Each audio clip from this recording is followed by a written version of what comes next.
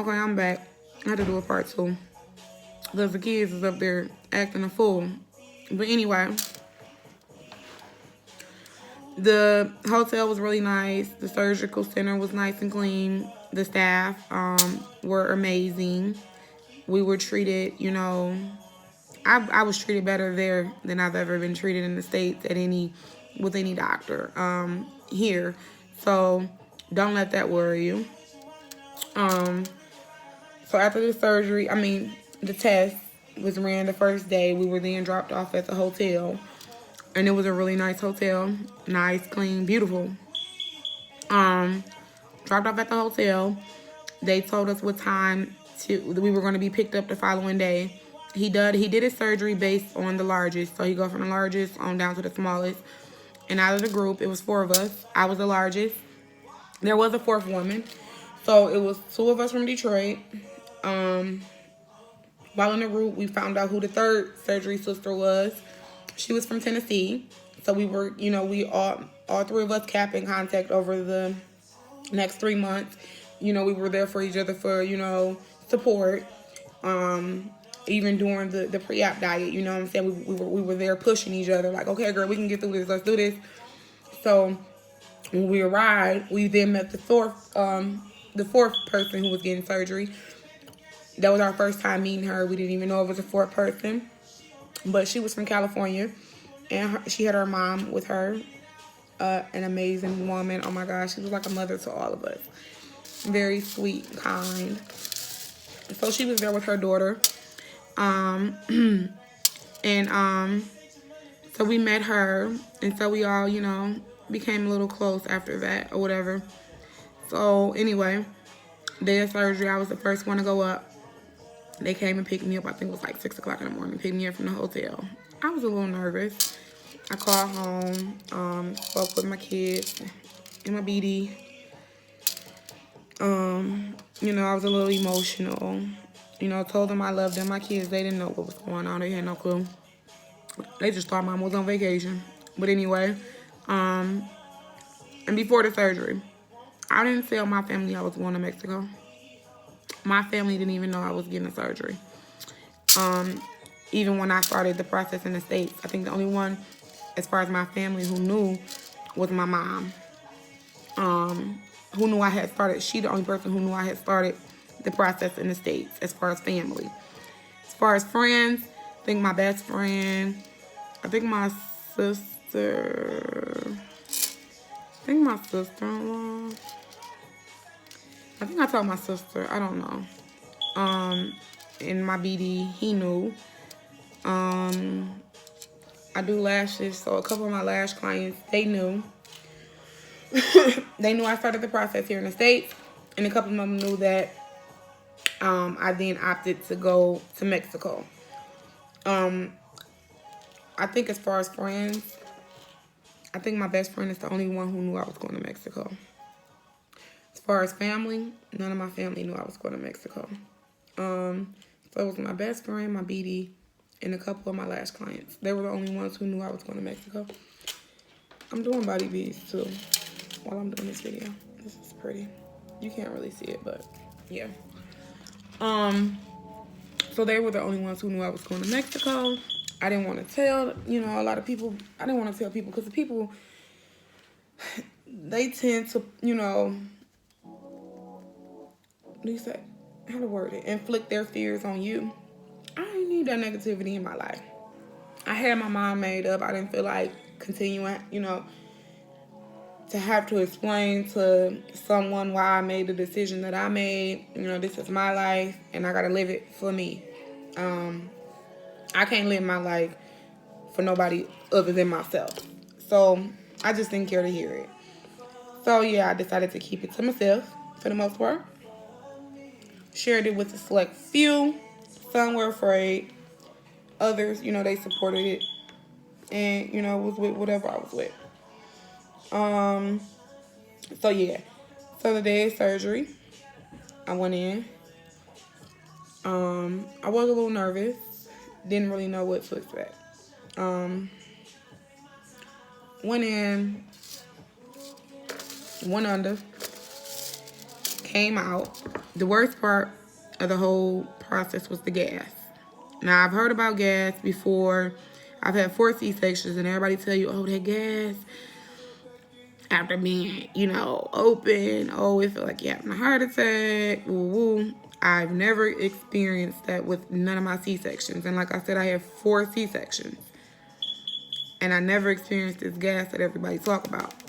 Up until I had that sleeve. Baby, when I came to, I think I scared all the other girls because I was just that loud and they heard me. When I came to, I'm like, I can't breathe.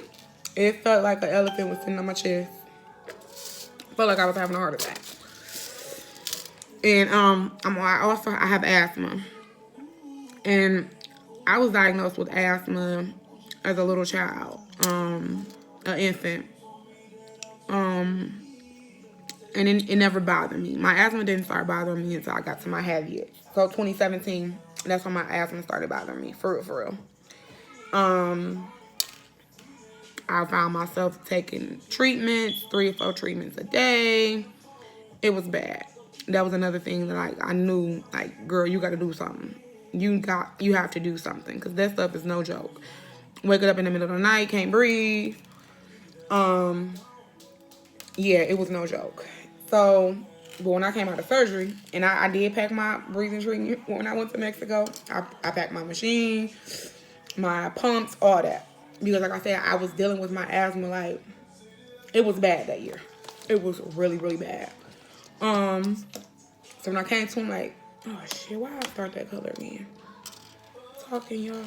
I'm sorry, 1 second. Supposed to be starting a new color, and I did it. Other color all over again. But anyway, y'all, so yeah. So when I came to, I'm like, I can't breathe. It felt like that. It was horrible. It was horrible. It was horrible. But it was gas. So right after surgery, like, I think it was hard. It was hard for me to swallow any pills. They didn't give me any pills. What I had, they had gas extracts. So I was taking them eating them things. You just put them on your tongue and they melt. And they say with gas, like, you need to walk. I was up and walking. And the other girls was like, Tiara, like, babe, like, sit down. I'm like, I gotta walk. This drug is no joke. I gotta walk it out. So it bothered me for a couple hours right after surgery. But that was the worst part of recovery. That was it, that gas. Other than that, the incisions, they just put, like, I would show y'all, but I'll wait, because I'm actually in there. Like, I don't know if you ever had gallstones removed, but that's what it's like, it was like 4 little holes, 4 or 5 little holes. I think they used dissolvable stitches. So, but it was a breeze. Recovery was a breeze. The whole process was a breeze. But anyway, so the first day, the gas was the worst. Yes, baby. Okay. After that, everything was smooth. So we stayed at the surgery center for the first day after surgery. Second day, they took us to the recovery house. Before going to the recovery house, we had to go do a leak test. Just to make sure you had no leaks. You drink this stuff and they take x-rays or whatever, watching it go down to make sure it's doing what it's supposed to do, going where it's supposed to go. So we stopped, did a leak test, and then was dropped off at the recovery house. A recovery house, it's like a 4-5 bedroom house. I think it might be 5 bedroom. And we had a 24-hour nurse. It was a really nice house, nice, clean. We couldn't eat anything, so we were on a liquid diet. So they would give us Gatorade and chicken broth. I guess for being on that pre-op diet for so long, that Gatorade tasted like Kool-Aid. Girl, it was heaven. Ice cold. Heaven. But, so yeah, so they waited on us hand and foot. Nice, comfortable, clean. Cable. Air conditioned house. It was nice. It was nice. Nicer than what I expected. But so we stayed in the recovery house, I think, for 2 days. Third day, we went home. So while there, the doctor the doctor, he did come check us out, make sure the incisions looked good. We had what we have? Those tubes. What was that? I can't think of the name of it right now, y'all. But where you drain your incision, we had I can't think of the name right now. But anyway, they took those out. He did another leak test. So before going home, they do 2 leak tests, you know, to make sure everything's good, no leaks or whatever. He did another leak test where he made us drink something, and then I forgot how the second leak test went. But anyway, passed both. The third day in the morning, they come get you. Depending on what time your flight is, drop you off at the airport. Now, me and my slave sister from Detroit, we were together. Our flight was delayed. We flew with Spirit. It was that day I was like, I think I'm done with Spirit after this. I was pissed off. But our flight was delayed. So we had to get a hotel room in California and fly out a day later after sitting in the airport for hours. So we had to get a hotel in Cali and fly out the next day. I had no complications. I did have a scare. Like, after surgery, you have to wear compression socks. And I hate compression socks. I absolutely do. Even after having my babies, compression socks is just, ooh, I hate them. But I wore them as directed because I was afraid, especially being that I was flying right after.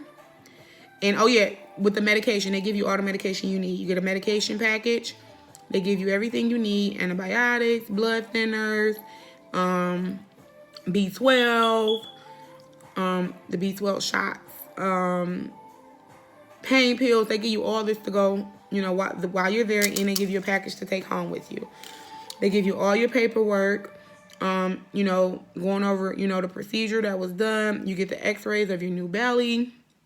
They give you all this to take home with you. And to, you know, so you can, you know, if you got a doctor in the States that's doing your aftercare, you know, he knows, you know, what was done and, you know, whatnot or whatnot. So, anyway, so I got home, like, the second day, like, my legs was killing me. They were killing me. I took those compression socks off and then put them back on. Legs were still hurting. So I'm like, I hope I got no blood clot. Reach out to the doctor over in Mexico, let them know what's going on. And he advised me, you know, just to, you know, be on the safe side, go get checked out. I ended up going to the emergency room just to make sure I didn't have any blood clots or anything. Which I thought I did, because that's how bad my legs was hurt. Girl. I mean, y'all. I mean, just girl. But, so I went to the ER. You know, gave them all my paperwork. You know, I took my x-rays, all that with me. And they were like, blew back, like, you went to Mexico? I'm like, yep. Went to Mexico, got to get your sleeve. It was doctors who wasn't even seeing me coming over because they became curious. They were interested. It was doctors who had gotten the sleeve here in the States. And, you know, they wanted to share their journey with me. And they were just, like, amazed. Like, you went to Mexico and got it done. Like, yeah, I went to Mexico. And I'll do it again. But, so they looked at everything. I had got CAT scans, x-rays, blood work. They were like, everything looks good. They complimented my doctor. You know, hit the technique that he used or whatever. They was like, you know, everything looked good. He did an amazing job. So that made me feel good. Like, okay, you know what I'm saying? But there was nothing wrong with me. It was the damn compression socks.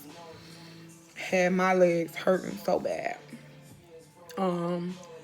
So yeah, so I had no complications. That little scare, I was, you know, I just went to get checked out just to make sure everything was good. And yeah, no complications whatsoever. I did start getting, they call it a 3-week stall. So when you, after surgery, you're introducing food back into your diet in phases. You got the clear liquids. You do that for like 1 or 2 weeks. You got the full liquid. You do that for 1 or 2 weeks. You got the pureed.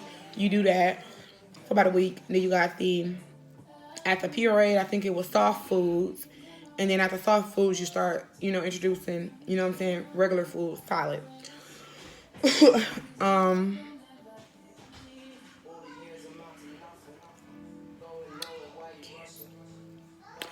So yeah. So but you're constantly, you tend to get obsessed with the scale in the beginning anyway. Constantly on a scale, constantly on a scale. Right after my weight did go up, and I think it was just, fluid water weight.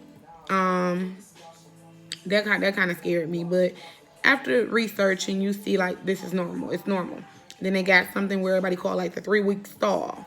The 3rd week, for some reason, you stall. So you go from getting on that scale every day to seeing it go down every day, and then for a week straight, that motherfucker don't budge. It's like, okay, what's going on? Did I fuck up my tool? Is this motherfucker still working? We had that scare so many times. My sleeve sisters, I don't think my sleeve working. I was able to eat this much today. You know what I'm saying? And or whatnot. But never compare someone else's journey to yours. You may lose slower. You may lose quicker. Whatever the case is. As long as you losing, that's all that matters.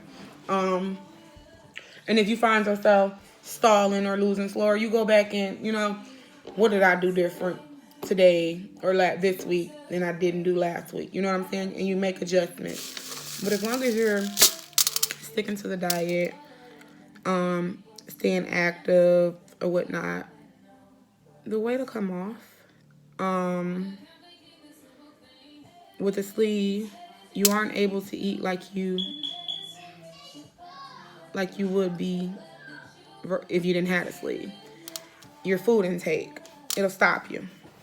It will stop you. They got something they call dumping syndrome, where it feel like you about to die, and you get it sometimes like if you overeat or if you eat stuff that you ain't got no business eating.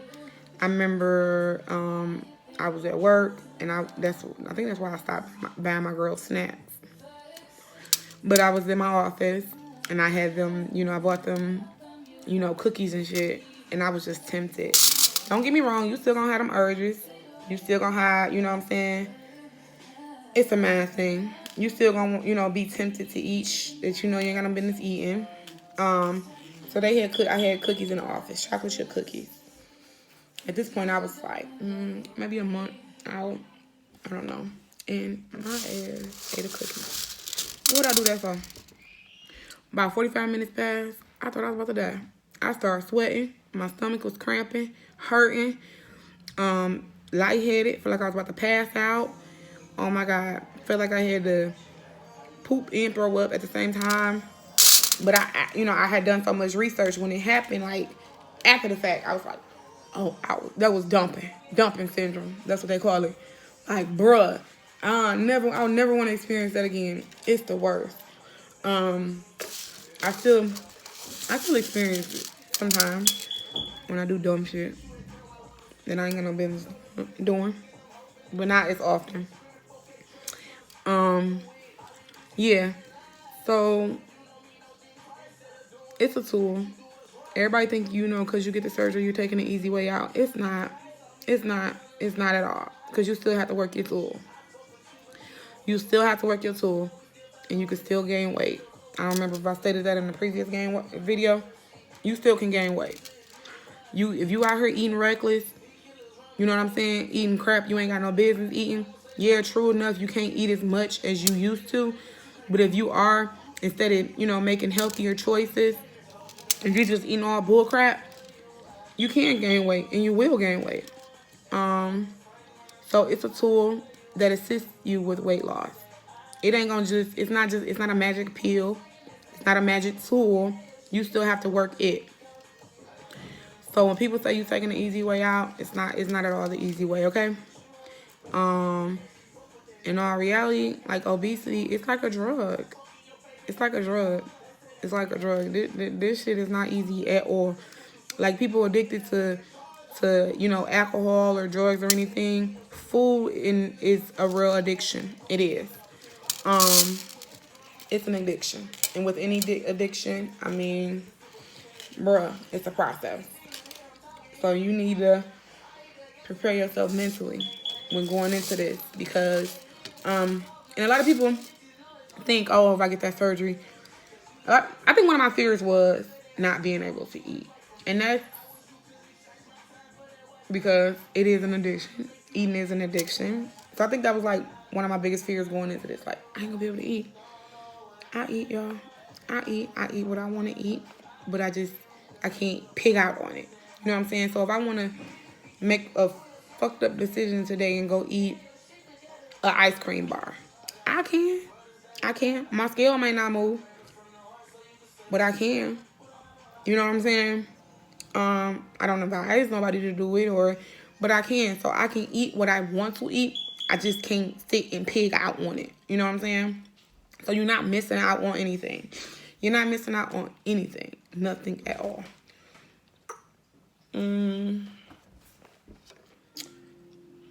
What else?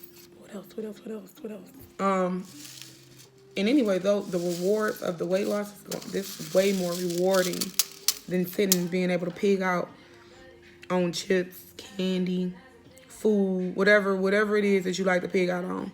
The rewards behind losing this weight are way greater than that. Like, now my new addiction is shopping. Baby, when I tell you my closet, my shoe game is sick. Now I can wear heels comfortably. Bruh, I can walk into a store, and not any store, although I did get some stuff out the regular section in Walmart a couple weeks ago. That was nice. But I can walk into any plus size store and find my size. You know what I'm saying? Last week, I love Torrid, and my weight got so bad where I couldn't even walk into Torrid and get an outfit, a shirt, or pants that fit me.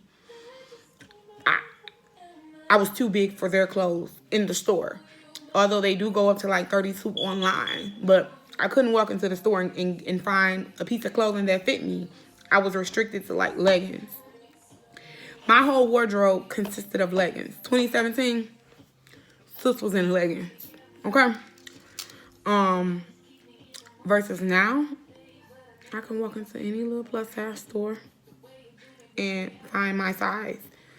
Went to Torrid last week, and I was looking for, now mind you, in store they go up to 26, y'all. So if I couldn't walk into the store and fit a 26, y'all, I must have been in like 30s, size 30s. I think they go to 28 if I'm mistaken. So I had got that big. I needed like a size 30. Probably 32, I don't know. Like I said, I started wearing leggings. But anyway, went in there looking for a 20. Hey, can I get these shorts in a size 20? We could not find a size 20. They had 26s. I said when I needed a 26, I couldn't find one. But anyway, that was funny. But so it was an 18. So I'm like, just try it, TT. Try it. I'm like, fuck it. I'm gonna try this 18. Girl, I keep saying girl. I think most of my followers are girls. Anyway, went into that dressing room, put those 18s on, baby, they slid up. My eyes got big. Them motherfuckers button up. I'm like, oh my God. But yeah, that was a good feeling. So yeah, I'm able to wear 18 in Torrid. From being not able to wear anything in Torrid but leggings, the biggest leggings they carried. And their leggings comes in numbers like 1, 2, 3, and 4. I was in the 4 leggings and they was tight. So that was a non-scale victory. I felt good. I had to call my BD like, man, I just put on a size 18. But anyway, so yeah, the rewards they're worth it. They're worth it. Not only that, but being able to, interact with my children more, being able to go to an amusement park and get on the rise with them and not being afraid of not being able to fit or being embarrassed. You know what I'm saying? So the rewards are way greater than any food out here. So yeah, that was the best thing. I feel like this surgery was the best thing I could have ever done. And if I had to do it all over again, I would. But enough of that. So, I know it's probably things I've missed out. If you guys have any questions, you can leave them in the comment section or email me. My email address is butler8@gmail.com. That's BUTLER, T as in Tom, IARA, 8@gmail.com. Or you can leave them in the comment section and I'll go through and I'll try and answer everyone's questions. It may be some things I missed out.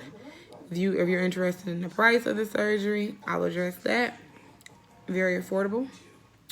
Like I said, in order to book, all you had to do was put down, I think, $200 or $300. And then you had time to come up on the rest. You didn't pay the remainder balance until the day you arrived. But, yeah. So, and then be on the lookout for another video. I'll be doing a video discussing the challenge that we'll be doing in August. I'm going to do a 30-day challenge. And I would like for as many people to participate. I also think I'm going to do a drawing a couple days before the challenge. The challenge is going to start August the 1st. There'll be a video coming up either tonight or tomorrow with all the details in regards to the challenge. And if I decide to do a giveaway, I'll list the instructions and everything. I think that's it. So there will be more videos coming up today. I think we're going to do a mukbang today as well. Boo wants me to make him another crab boil. So I think we're going to do that. We have the Dungeness crab. And I'm going to do another butter sauce. I'm going to try this new recipe for a different butter sauce. So that'll be coming today as well, hopefully. If not today, tomorrow. Then I got a video coming this week with the girls.